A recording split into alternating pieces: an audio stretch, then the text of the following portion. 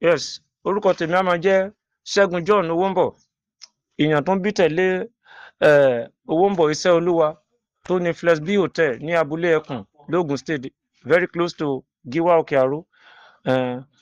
On the 11 ló sọ pé ọmọkùnrin kan ó lọ sínú premises hòtẹ́ẹ̀lì wọn pé ó lọ gún wọn pa ńbẹ̀.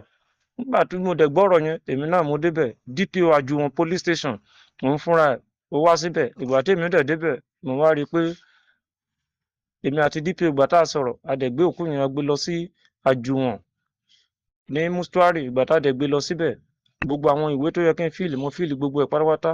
But nǹkan tó yà mí lẹ́nu ni pé èèyàn tó sọ pé ó gún Iṣẹ́ Olúwa pa èyí tó ní hòtẹ́ẹ̀lì ọ̀hún, ẹnìyẹn wọn ló máa wá síbẹ̀ máa tọrọ owó lọ́wọ́ Iṣẹ́ Olúwa.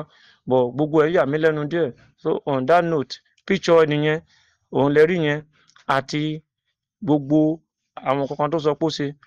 Ọ̀rẹ́ Iṣẹ́ Olúwa tó jẹ́ pé ilé ẹ̀ súnmọ́ ẹ̀gbẹ́ ibẹ̀ yẹn, èmi àti ẹ̀ lájọ jòkó, òun fúnra ẹ̀ ó tún máa ṣe voice note sínsìn. Orúkọ tèmi á máa jẹ́ Ṣẹ́gun ọmọ Alice Owónbọ̀, Superintendent of Nigeria Custom. The thing happened. I don't know what I'm going to say, but quite unfortunate that the guy came and stabbed him to death. So before we rush him, and I called the brother around 2 o'clock in the midnight to explain that something happened. And after then, the brother came, and we went to the police station to go and report the case at the police station to call the DPO. The DPO now came. So all of us were there. So he now took the body to mortuary with the DPO. So that is what I can really explain. So thank you very much, and God bless you. Mánu tẹ́ ń wò yìí, tẹ́ ẹ bá gbàgbé sítórì kan nípa ọ̀rọ̀ mánu tó wà ní bọ́dà Nàìjíríà láàrin Maiduguri sí Borno. Bọ́dà níjọ́ kìíní ọjọ́ síta sọ̀rọ̀ ń pẹ̀, òun ni wọ́n pè ní Ṣẹ́gun Owónbọ̀. Àbúrò rẹ̀ ni wọ́n wọ hòtẹ́ẹ̀lì náà lọ pa o. Wọ́n lọ gún àbúrò ẹ̀ mọ́nú hòtẹ́ẹ̀lì, wọ́n dẹ̀ pa á mọ́bẹ̀ yanyan. Àwọn àwọn ọmọkùnrin tó gún tó pa à ń wá káàkiri. So a fẹ́ mọ ìdí tó fi pa, a dẹ̀ fẹ́ kí ìjọba náà bá wa dá sí ọ̀rọ̀ yìí. Ọkùnrin yóò gbọ́dọ̀ kú gbé, kò gbọ́dọ̀ kúkú gífà o. Tó bá kú gbé tẹ́ ẹ̀ rí solution sí ọ̀rọ̀ yìí, a jẹ́ pé ó kú gbé ni.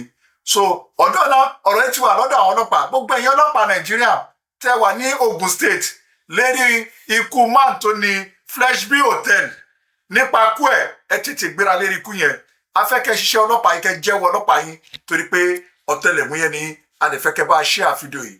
Ẹ bá share gbogbo ọmọkùnrin tó ṣe aburú yìí tó wọnú hòtẹ́ẹ̀lì tó lọ dá ẹ̀mí ọmọkùnrin yìí tó dá lẹ́gbọ̀dọ̀ tó ti gbàgbé pé ó ní fámìlì, ó lẹ́bí, ó lọ́mọ tó sì wọnú hòtẹ́ẹ̀lì ó dẹ̀ lọ pa ẹni ẹlẹ́ni. Ẹ má jẹ́ kó kúkú yìí kú gbé. A fẹ́ kí ìjọba ẹ bá dá sí. Ẹ̀yin ọlọ́pàá ní Ogun State ẹ dìde ẹ bá dá sọ̀rọ̀ yẹn. A fẹ́ kí ẹ mọ̀, a fẹ́ gbogbo Nàìjíríà ṣetán, a fẹ́ mọ ẹni tó pa ẹni yìí, Nàìjíríà ṣetán láti fẹ́ mọ̀. Wọ́n ti sọ pé ìdájọ́ òdodo ti wà nílùú Nàìjíríà báyìí. Ṣé lóòótọ́ ni àbírọ́ ni? Ẹ̀yin ọlọ́pàá nílùú Ogun State ní Abẹ́òkúta ẹ jáde síta. Ẹ gbọ́dọ̀ wádìí ẹ tó pa aláṣẹ Flex B Hotel. Ẹ gbọ́dọ̀ wádìí ẹ. Fọ́tò rẹ̀ náà lẹ́rìí yẹn. Ẹ pàdé mi lọ́nà lérí ọ̀rọ̀ yìí. A máa mú complete ẹ̀ wá. Mo mọ̀ pé àwọn ọlọ́pàá wa Nàìjíríà wọn ò ní jẹ̀gùn wọn yan, wọn á sí òdodo dìgbà.